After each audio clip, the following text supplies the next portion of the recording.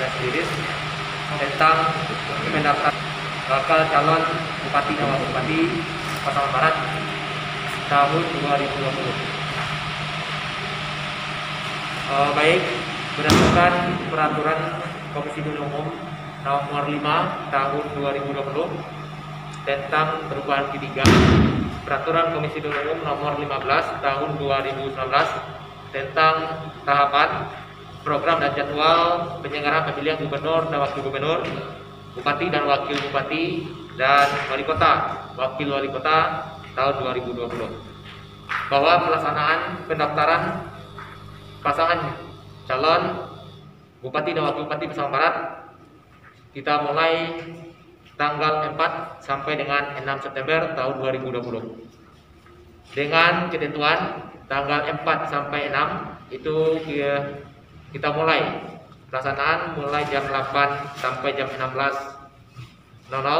dan pada hari terakhir tanggal 6 itu jam 8 sampai jam 24.00 bertempat di aula kantor KPU Kabupaten Pasaman Barat. Dari itu, pada pelaksanaan hari pertama tanggal 4 September tahun 2020, bakal pasangan calon bupati dan wakil bupati Pasaman Barat yang telah mendaftar ke KPU Kabupaten Pasaman Barat, yang pertama bakal pasangan calon Haji Yulianto dan Safrial yang didukung oleh Partai Demokrat 6 kursi dan Nasdem 3 kursi yang dihadiri oleh ketua dan sekretaris partai politik masing-masing. Yang kedua, bakal pasangan calon Haji Hamswardi dan Haji Risnawanto yang didukung oleh Partai PAN 4 kursi, PKS 3 kursi, dan PDIP 4 kursi, yang dihadiri juga oleh ketua dan sekretaris partai politik masing-masing. Yang ketiga, bakal pasangan calon Haji Agus Susanto dan Haji Romi Chandra dari calon persorangan. Yang keempat, bakal pasangan calon Haji Marianto dan Julisman yang didukung oleh Partai Gerindra 7 kursi dan Partai PBB 1 kursi. Untuk hari kedua, yaitu pada tanggal 5 September tahun 2020, bakal pasangan calon bupati dan wakil bupati Pasaman Barat yang mendaftar ke KPU Kabupaten Pasaman Barat adalah bakal pasangan calon Haji Erik Haryana dan Haji Sawal yang didukung oleh Partai Golkar 5 kursi dan Partai P3 2 kursi, Perindo 1 kursi, dan PKB 2 kursi, dihadiri oleh ketua dan sekretaris partai politik masing-masing. KPU Kabupaten Pasaman Barat pada hari itu langsung melaksanakan verifikasi syarat pencalonan. Dari hasil verifikasi syarat pencalonan, semua bakal calon yang dinyatakan telah memenuhi syarat dan diberikan tanda terima kepada masing-masing bakal pasangan calon, partai politik, dan Bawaslu. Dan pada hari terakhir ini, yaitu tanggal 6 September tahun 2020, KPU Kabupaten Pasaman Barat tetap membuka sampai dengan jam 24.00, walaupun secara hitungan jumlah kursi partai politik sudah tidak lengkap untuk mengajukan calon. Selanjutnya, berdasarkan tahapan selanjutnya yang akan kita laksanakan adalah pengumuman dokumen pasangan calon di laman KPU Kabupaten Pasaman Barat untuk memperoleh tanggapan mulai tanggal 4 sampai dengan 8 September tahun 2020. Pemeriksaan kesehatan 4 sampai dengan 11 September tahun 2020.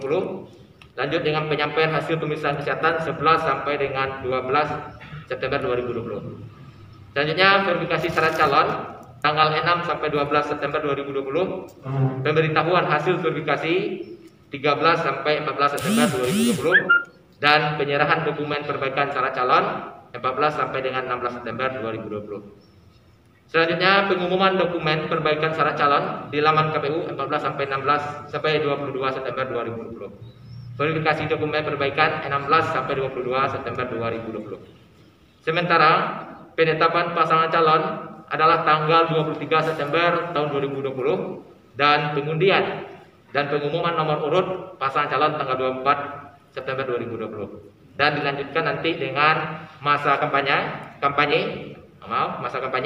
mulai tanggal 26 September sampai dengan 5 Desember 2020. Mungkin itu yang ini di masa COVID-19.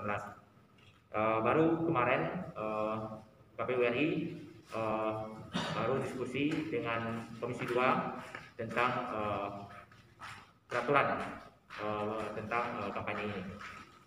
Berarti belum ada aturan gitu ya, yang apa gitu? Kalau aturan kampanye sudah ada, tapi masa normal yang seperti biasa sebelumnya. Tapi terkait dengan penekanan masa kampanye terkait dengan hal-hal teknis itu masih dilakukan pembahasan dengan Komisi 2 dan pemerintah. Itu jika pandemi COVID. Ya, mungkin terkait dengan kampanye aturan-aturan yang harus dilengkapi oleh Bapak Paslon tentu yang pertama terkait dengan kalau membuka masa pembatasan masa, dan yang kedua tentu menjaga jarak dan memakai masker itu hal-hal yang penting dalam kampanye. Jadi kita masih menunggu regulasi yang terkait penekanan yang berlaku di masa kampanye pada COVID ini. Dengan verifikasi syarat calon, kita akan cross check seluruh dokumen yang telah diserahkan pada saat pendaftaran kemarin, baik itu ijazahnya, baik itu KTP-nya, baik itu lembaran-lembaran dokumen yang lainnya. Tentu kita cek satu persatu. Kalau hal itu belum lengkap diserahkannya atau tidak sesuai dengan apa, tentu kita sampaikan untuk melakukan perbaikan nanti pada masa perbaikan. Sampai kemarin semuanya lengkap, tentu kita mencek apakah sesuai dengan aturan yang berlaku. Contohnya ijazah, yang kemarin kita belum mencek apakah legalisirnya masih berlaku atau tidak. Belum kita cek. Yang penting kemarin adalah ijazah yang kita terima. Pada masa verifikasi syarat calon inilah kita akan mencek ijazahnya kapan dilegalisir, apakah ada tanggal batas terlakunya legalisir atau tidak. Jadi dari item-item kemarin itu kita sudah terima. Dan contoh yang kedua terkait dengan surat LHKPN, contohnya kalau masih ada bukti dalam proses, tentu kita masih menerima kemarin, tentu pada saat perbaikan harus dilengkapi, dan termasuk surat dari pengadilan tata niaga. Ya, jadi kalau belum lengkap tentu tanda terima saja diapakan, karena pendaftaran sekarang kan sistem online, itu pada saat masa perbaikan harus dilengkapi oleh masing-masing calon. Terkait dengan partai pendukung, kita juga meneliti kalau kita di KPU ada namanya kita ambil SK itu dari Silon yang diupload melalui Silon oleh KPU RI. Kita akan sesuaikan biodata dari SK baik itu pimpinan pusat maupun tingkat kabupatennya. Jadi di samping mereka bakal pasangan calon dan partai politik yang membawa SK juga, kita akan mencocokkan dengan data Silon kita. Dari hasil kemarin, data Silon dan data yang SK yang dibawa semuanya sama. Pemeriksaan kesehatan yang di masa COVID ini agak beda dengan sebelumnya. Yang pertama kita sampaikan PKPU nomor 5, PKPU nomor 10 menyatakan sebelum pada saat dia melakukan pendaftaran ya 2020 itu pada saat dia mendaftar harus membawa hasil swab negatif ya. Dan kalau positif dia tidak boleh hadir dengan dibuktikan dia dalam karantina sampai berkasnya tidak diterima. Dari paslon yang 5 yang kita terima semuanya negatif. Namun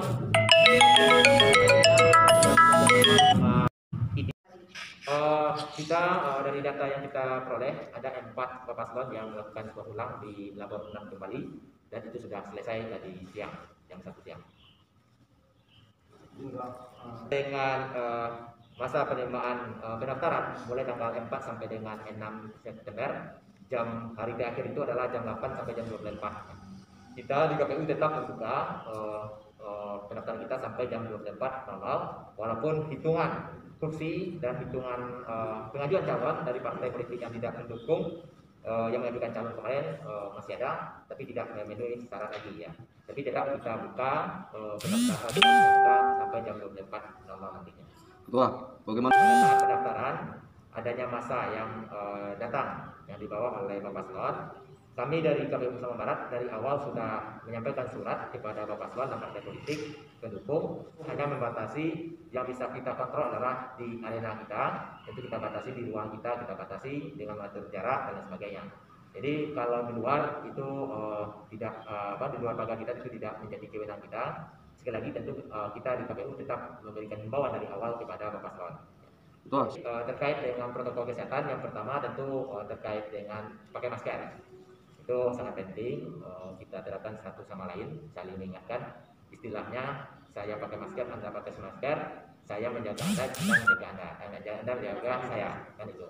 Jadi yang kedua terkait dengan menjaga jarak dan saling cuci tangan. Itu salah satu hal yang penting kita lakukan di lingkungan kita agar penyebaran COVID-19 tidak menyebar di daerah kita ini. Teguran dan sebagainya. Kita tembuskan surat kita ke Bawaslu tentang hal tidak melibatkan massa yang banyak kepada Bapak Paslon. Dari Satgas Covid gimana gitu ada peringatan nggak gitu Ya, kita menyurati masing-masing dari Bapak Paslon untuk tidak melibatkan massa. Jadi dalam hal ini tentu kita hanya bisa menganjurkan kepada pihak Bapak Paslon menyurati dan lain sebagainya. Pelaksanaannya tentu Bapak Paslon itulah yang lebih